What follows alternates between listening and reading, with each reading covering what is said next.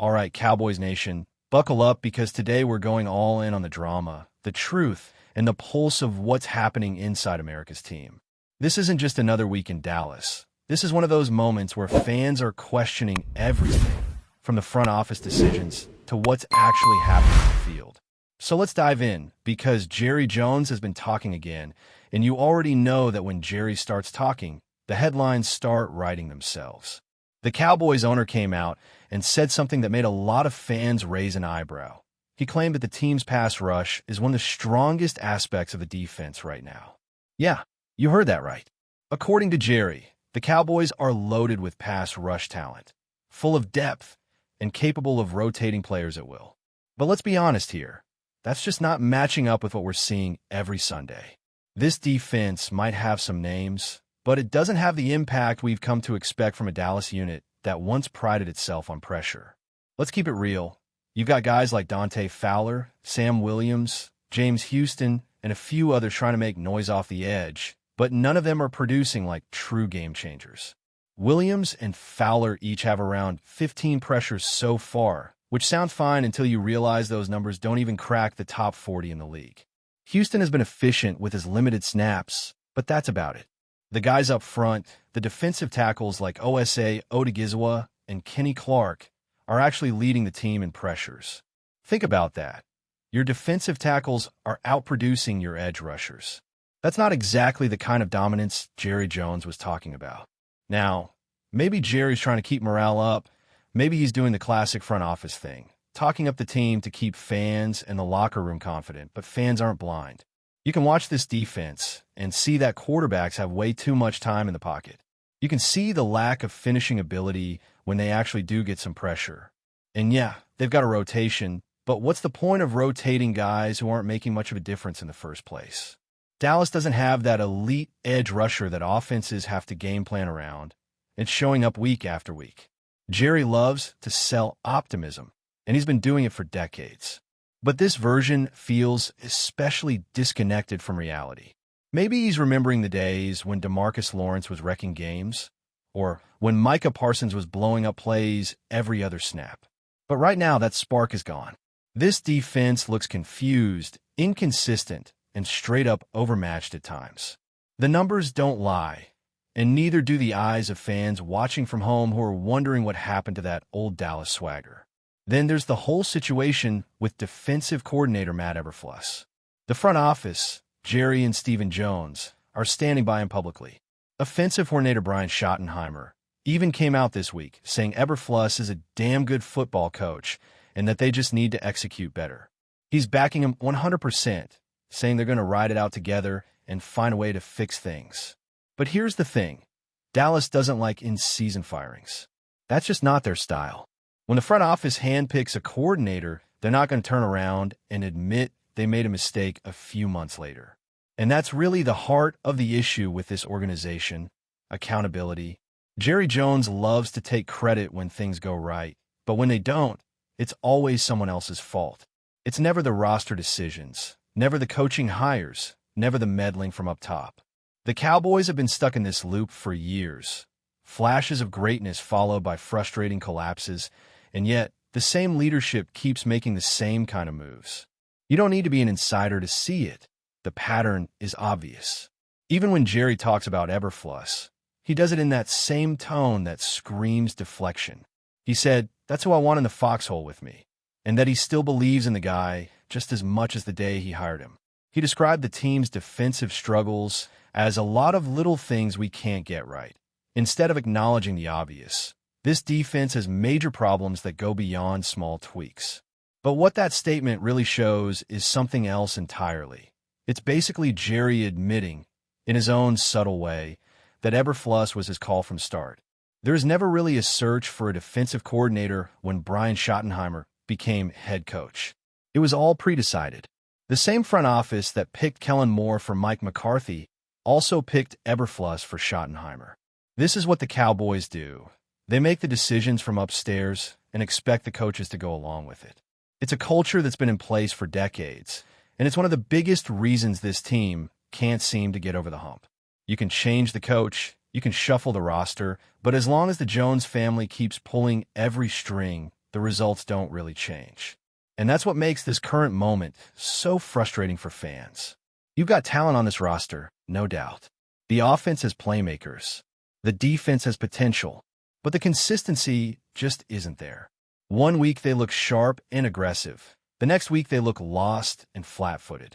And every time Jerry gets in front of a microphone to say everything's fine, it just feels like a distraction from the actual problems. Cowboys Nation isn't falling for it anymore.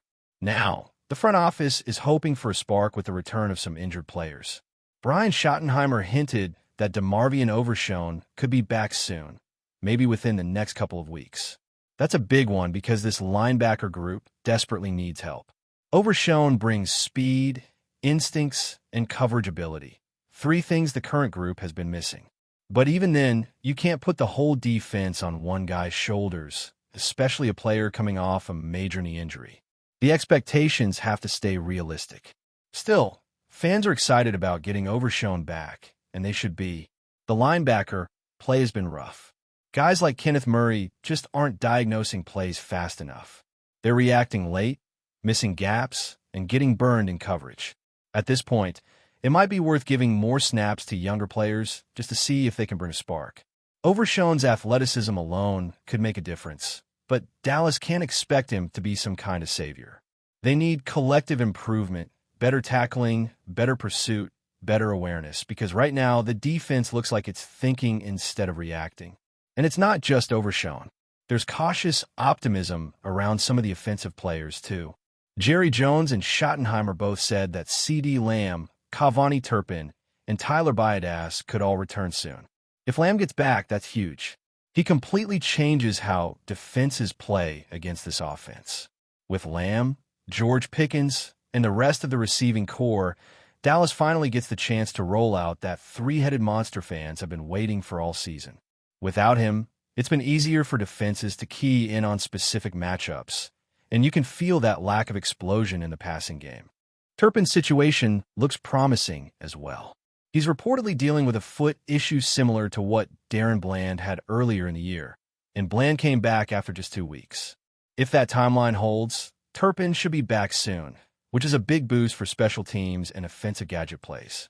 And Tyler Baiadas returning would help stabilize an offensive line that's been struggling to find rhythm, especially in the run game. Backup linemen like Brock Hoffman just haven't held up well against stronger defensive fronts, and it's shown in how inconsistent the ground attack has been. So yeah, there's some hope on the horizon, but it all comes back to the same question.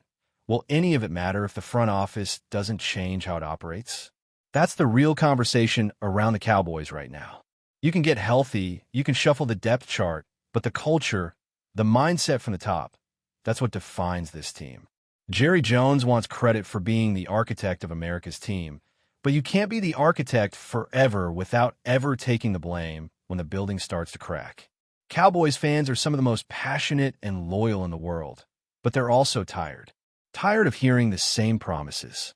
Tired of watching the same patterns repeat. Tired of seeing flashes of brilliance vanish under the weight of front office politics and questionable decisions. It's not about hating Jerry Jones. It's about wanting accountability from the guy who insists on being the face and the voice of everything this franchise does. What really defines this Cowboys season isn't just the injuries or the stats. It's the identity crisis that's been building quietly for years. You can feel it every time this team steps on the field. One moment they look like contenders flying around, making plays, dominating in all 3 phases. Then, just as quickly, they collapse into the same old mistakes. It's mental errors, missed tackles, blown coverages, and inconsistent play calling. You start to wonder if this is really a talent issue or something deeper, something that starts way above the players and coaches. Because let's face it, the Cowboys have the talent. They've got stars at key positions. They've drafted well in certain areas. But they never seem to maximize that potential when it matters most. It's like watching a sports car rev its engine, but never get out of second gear. And that comes down to leadership. Leadership on the sideline, leadership in the locker room, and yes, leadership in the front office. When your general manager is also your owner and your spokesperson, there's no one above him to hold him accountable. The culture becomes about ego, not excellence. That's the vibe around the Cowboys right now. It's not that Jerry Jones doesn't care. Nobody can question his passion. But sometimes passion without discipline turns into chaos. He's in every conversation, every decision, every headline. And when he says things like, "Our pass rush is our biggest strength," it doesn't motivate the players. It exposes how out of touch he might be with what's actually happening on the field. The defense hears that, the fans hear that, and everyone knows it's not the truth. It just creates more noise, more pressure, and more frustration. Meanwhile, the players are left to answer for it. Guys like Micah Parsons, who's supposed to be the face of this defense, are getting double-teamed every snap because no one else up front is winning one-on-one battles. The secondary has been left hanging too, trying to compensate for the lack of pressure. When quarterbacks have all day to throw, even elite corners can only cover for so long. The defensive scheme starts breaking down, confidence slips, and suddenly you're watching the same problems repeat over and over again. And then there's Brian Schottenheimer. He's in a tough spot, no doubt. He's trying to run his offense, deal with the injuries, and now he's having to help out the defensive side just to steady the ship. When the offensive coordinator has to spend part of his week working with the defense, that tells you just how unstable things are. It's not just about play calling anymore. It's about damage control. Schottenheimer has been diplomatic in his comments, talking about teamwork and belief, but you can tell he's walking a tightrope. He knows what's wrong, but he can't say it out loud. Still, there are glimmers of hope, and that's what keeps Cowboys Nation hanging on. The return of CeeDee Lamb could reignite this offense. You can see how much they miss him when he's out. Without his ability to win one-on-one matchups and stretch defenses vertically, everything else tightens up. Defenses stack the box, they send extra pressure, and Dak Prescott ends up forcing plays that aren't there. Lamb's presence changes the math. It makes defenses play more honest. If he's truly healthy and ready to go, it could open up opportunities for George Pickens and Brandon Cooks to find mismatches on the outside. Cavani Turpin is another piece that brings energy back to this team. He's one of those players that doesn't always fill up the stat sheet, but his impact is real. On special teams, he flips field position. On offense, he could be that spark plug that gives you life in key moments.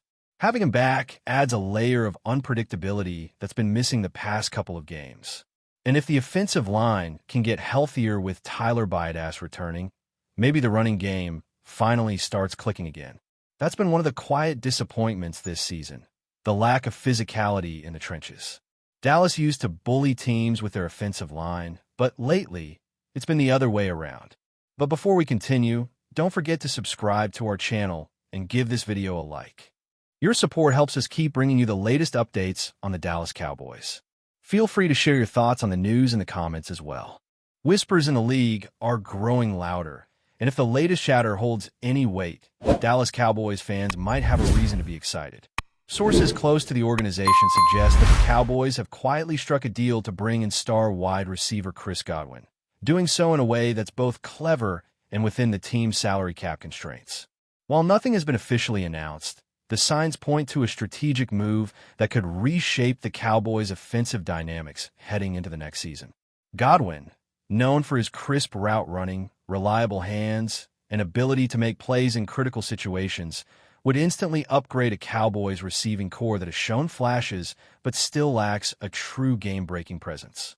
Rumors suggest that the team's front office and Godwin's camp have been in talks for weeks, working on a structure that keeps the deal under the cap while still offering Godwin a meaningful role and a chance to shine in one of the league's most high-profile offenses.